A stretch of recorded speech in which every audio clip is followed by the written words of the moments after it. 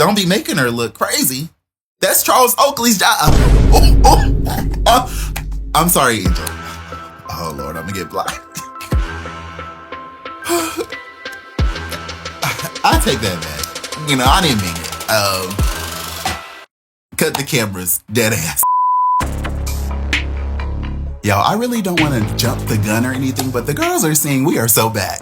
Like, we saw episode 1 and it was pretty good. And now episode 2 came out and I don't know. I'm just saying. The money, the mo, the diamonds, the cold.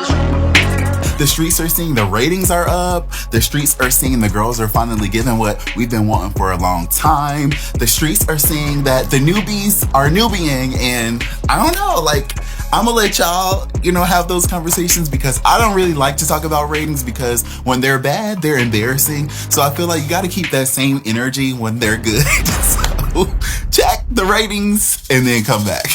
Let's eat! It's Justin Diego back with another binge-worthy video, and today, y'all, I'm so excited to talk about The Real Housewives of Atlanta season 17 episode 2. Like, and I can like confidently say this because sometimes I get on here and I'm like, so another one, we got to do this again. But no, I feel like I'm enjoying this season, so let's go. Okay, the episode starts off with this really interesting scene with Porsha meeting up with K. Michelle, and then they invited another +1. I guess we're gonna keep getting +1s this whole season. No, I'm just playing. They invited Kelli to this lunch, and I was like, okay, let's see where this goes. Yes, honey. Yeah, it started off really cute. I feel like Porsha was trying to keep it cute. K. Michelle looked like she was just chilling. Porsha looked like Porsha, and then Kelli looked like she expected there to be a RHOA or something. But by now, we know that that's just what Kelli's gonna give. This is a really good moment for us to like open up, have fun, and rebuild our relationship. But I could tell that Porsha had something up her sleeve, and like, out of nowhere, she was like, let me just lay that thing on out. You know you're not clean. You know you have a past. You know what you do presently or What you talking about? Oh, we're married men. This is what I be talking about. Like, these girls try to get on the show and they find out like, oh, I'm gonna get all these likes and all this extra attention by coming for Porsha. But girl, like, when you throwing the rocks, you better, or what do they say? When you point one finger at somebody, there's 4 pointing back at you. Married men. Who's sleeping with married men? I mean, you have. I've never slept with a married man. You've never slept with a married man. No, I have not. Like, Kelli, how you gonna be trying to come for Porsha when you know that you got skeletons in your own closet? Allegedly. You absolutely did. What? You did. I made a video last night after Porsha did her live on TikTok that was really good. Like, she was spilling so much tea. So they done finished whatever they did. She's in the bed. He done went into the bathroom talking and, you know, texting or whatever and said, she mentioned Porsha. It's crazy to me that in 2026, I have to spend my quality time on the internet telling people to close your legs to marry men. Like, did we learn that in like 2028? Not 2028. Did we learn that in 2008? I've never slept with a married man. You never slept with a married man. No, I have not. You absolutely did. No, absolutely, I didn't. Yes, she did. Porsha. And he slept with you and changed his clothes and went to meet his wife at his house. Yeah, this was a really interesting scene, and I was just like, at first, the way that they chopped it and screwed it and sliced and diced, I was wondering like, ooh, child, this is gonna be the thing that the girls drag Porsha for. Like, it's giving something ain't adding up. But again, if you watch Porsha's TikTok, you learn quickly that there's more to the story than what they had time to include in the show. The last thing is somebody's having sex with a married man is talking about Porsha and Dennis. They should be talking about the wife. The wife. The wife. Exactly. So yeah, if you want more about that story, go ahead and check out that video. It's 20 minutes and I uploaded it faster than I normally upload videos because I wanted y'all to have the tea. So definitely check that video out.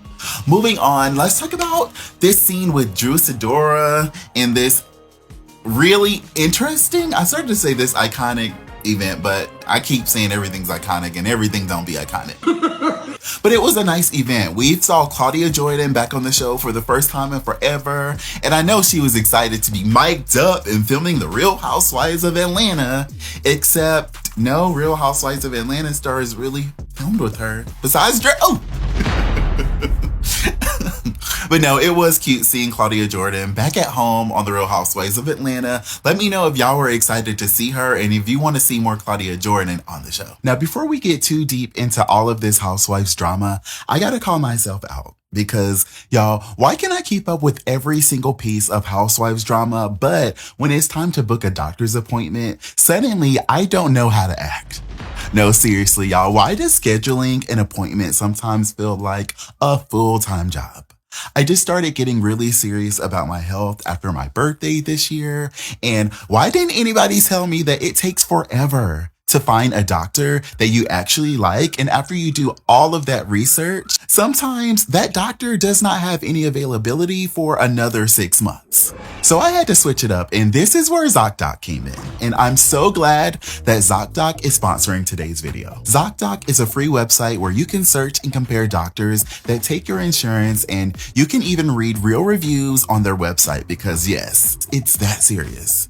I really do care about all of my binge watchers, and after my experience wasting my time, I'm so glad that ZocDoc lets you see actual availability and book instantly. You'll find over 150,000 providers across all 50 states and over 200 specialties. You'll find primary care, dermatology, mental health, and anything else that you've been putting off. It's in there, and you can filter by your insurance, your location, and find exactly what you need. So you're not just finding another doctor, you're finding your doctor. There's no call-in, no back and forth, and no BS. Y'all, I was literally able to find a doctor and meet her the very next day, and y'all, the vibes were vibing. She made me feel empowered and informed during my visit, and I had to catch myself because I was just like, wait a minute, like, Justin, you're talking way too much. I felt so comfortable, I could have talked all day, which really made this whole get your life together era for me feel way less overwhelming. And I want that for you guys too, because you deserve to feel taken care of and not just entertained. So get your life together with me today. Head to ZocDoc.com/bingeworthy to get started so that you can check that appointment off your to-do list. Seriously, just click the link in my description and get it done. Thank you so much, ZocDoc, for sponsoring today's video and helping us all take better care of our health. You know what's funny? Like, Drew never really gets that many all-cast scenes. Y'all, has she ever had an all-cast scene? I love Drew, so that's not shade, but Well, anyway, she had this really interesting all-cast scene, and a lot went down in this scene. Nice to meet you. We got Porsha officially coming out to the group, kinda. Like introducing her boo thing sway to the circle, and I was just like, ooh, child. Like, this is really interesting for Atlanta. Who is this person? This is my lady friend Sway. I am what you call dating. You know what's funny? For this event, me and my best friend actually, I don't want to say we snuck in, but we found out where the event was going to be, and we pulled up because why not? I mean, it was literally in my neighborhood, like 5 minutes down the street. So I was like, Aaron, get dressed, we're going. And y'all, the way that Angela was not having it, Angela was not having it with me. She was not having it with Aaron. She did not like what had happened on the internet last year. And speaking of that, I felt like this was such a good moment because I love the fact that she took this chance to not be fake and actually come up to Phaedra and have a conversation that needed to be had. Okay, I think we worked it. Y'all good? Ooh, why your eyebrows up? What? Because after that weird situation happened last year, I was kind of giving Angela the side eye, and she definitely felt it. And you know why? I apologize for not even asking. Because it was a bunch of BS. Well, thank you. It was the weirdest thing I ever saw in my life. We were both tripped out. I feel like everything that could go wrong went wrong last season. And I feel like this scene with Angela really cleaned it up. And it just made me feel like, okay, now I can watch Angela and Phaedra sit here on the same couch sometimes and like be in the same room, because after those accusations last year, I did not expect Phaedra to ever want to be in the same room with this woman again, especially after everything she had to overcome to get back on the show and then to be met with that BS. I'm just so glad that Angela made it right, because I said it last year and I'll say it again. Angela almost had the perfect season until that stunt was pulled, and we still don't know who cooked all that bullshit up. But if I had to name somebody, I would say Kelli, and I'm moving right along. Oh wait, before I move on, I almost forgot. At this event, I feel like Drew kind of had a soft coming out moment. So I don't know when the after show starts rolling out. I don't know when she's gonna be on Watch What Happens Live, but we need to get into that, because I feel like we kind of have always felt like Drew needed to have that moment that Porsha is having right now. So hopefully she is inspired to live more in her truth, if that's her truth. I don't know. All I know is the music is good, and I'll be streaming her album. Okay, so you getting it? I'm getting it. Not me trying to clean it up, because I ain't on here trying to expose no DL women. I am not the DL whisperer, baby. Another good thing that I liked about this episode was K. Michelle. She is one of those reality stars that I feel like it's just in her DNA to tell the truth and to be vulnerable. And I think that's why she's had such a successful past on reality TV. And I think that's one of the reasons why Andy Cohen made an exception and brought her into the Real Housewives universe. Ashton popped the question because he didn't have no other choice. There is two Kim Sims. How do you feel today? Yeah, I felt like she was being vulnerable, but at the same time, I did see comments and tweets where y'all are like, okay, wait, so she just moved to Atlanta. Okay. She's just buying a house. Okay. Her man don't even have a license to work in the state of Georgia. What is going on?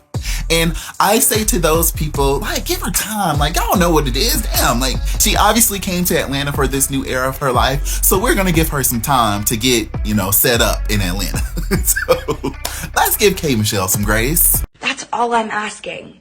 Literally all I'm asking. Now, before I really get into like how I really felt about this episode, I want to talk about Pinky Cole. Like, we didn't really get to see that much of Pinky in episode 1, and y'all know I had a problem with that. So I am very, very happy that we got to see a lot more Pinky in episode 2. All right, I'm gonna help you out.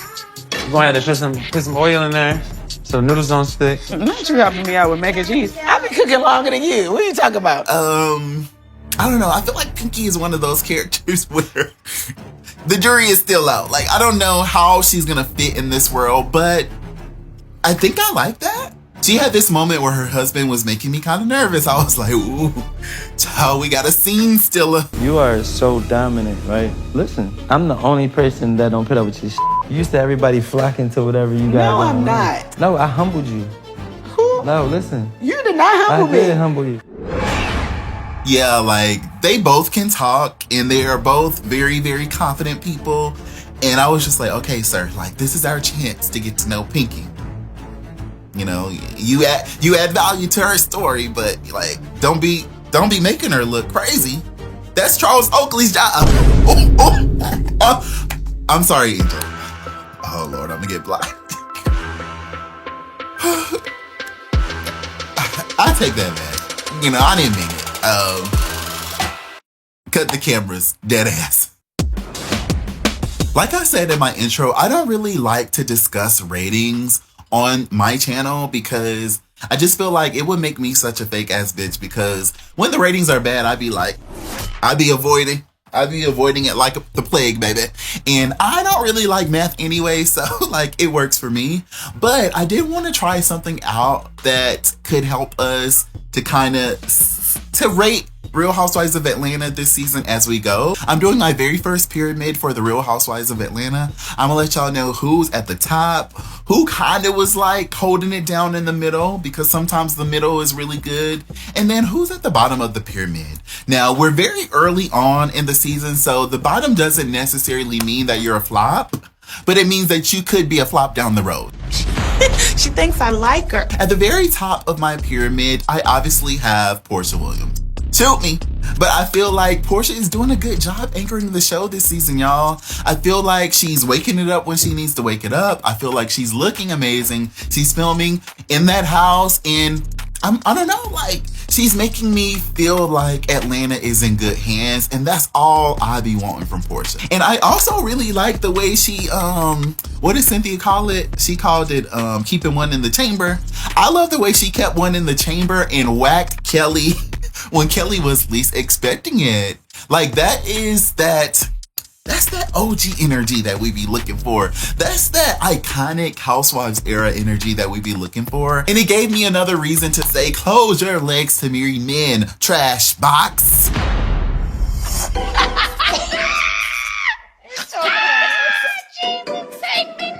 And I know this is shocking, but Porsha is gonna share that top spot with somebody that y'all probably would least expect it, because I tore into her ass last week. In my first episode recap, I definitely let Kelli have it, but this goes to show you sometimes when you play your cards right-ish, because I can't give her too much. Kelli, I can never give you a 10, baby. I can never give you a 10. You're whack to me. But I gotta put Kelli in that top spot too with Porsha, because those two storylines go hand in hand. It's like Ben and Jerry, baby. That's an insider joke. See, I know you want a real one because you did not watch my video when I uploaded it, but in Porsha's live, she said that her and Kelli are like Ben and Jerry, and I think she meant Tom and Jerry. Is Tom and Jerry the show? That's a little bit before my time, but I think the show is Tom and Jerry. Now, in the middle of my pyramid, I have K. Michelle, I have Angela, and I have Phaedra.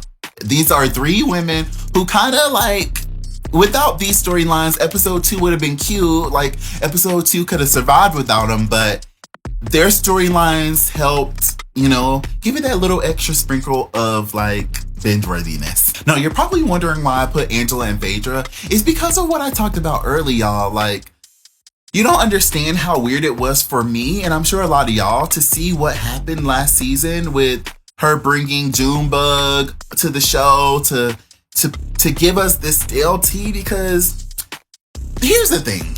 I'm not saying that fans don't like mess, and I'm not saying that fans don't like chaos, but if you're going to bring chaos to the show, it has to make sense, and it has to be worthy of our time.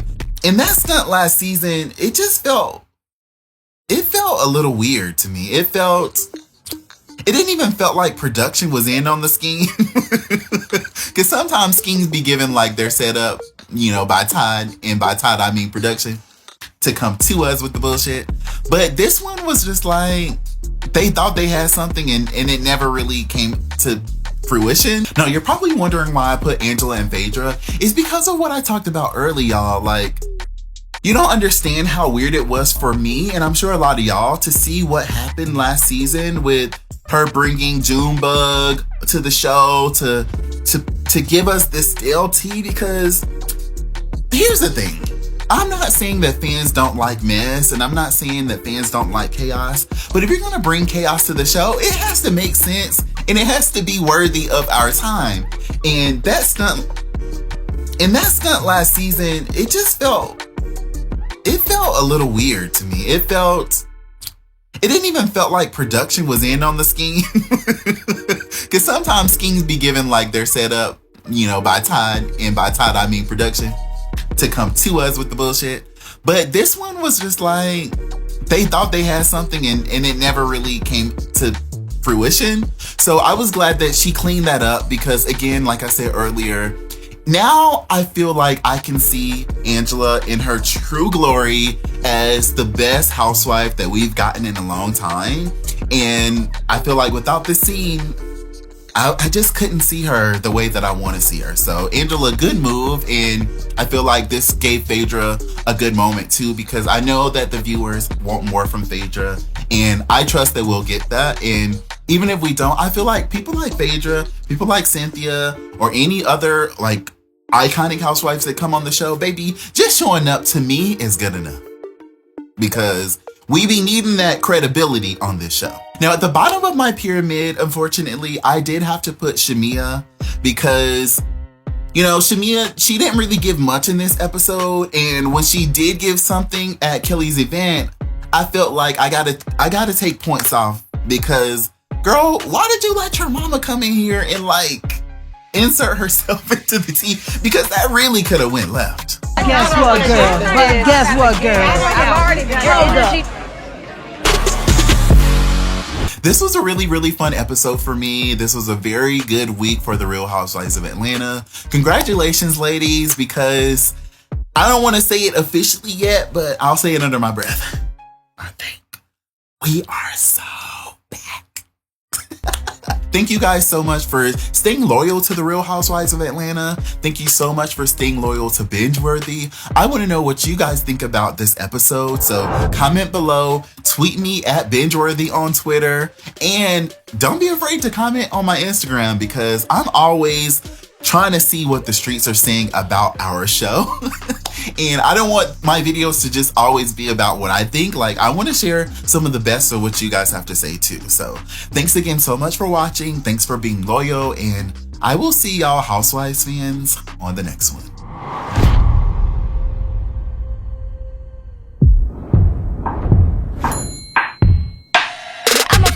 Queen doing pretty queen things, young, sweet, innocent with the real dark twist. I don't gotta be loud to attract the crowds. I'm a silent leader, so I'm making loud. I own the night and I own the light. I mix them up and then I throw them out.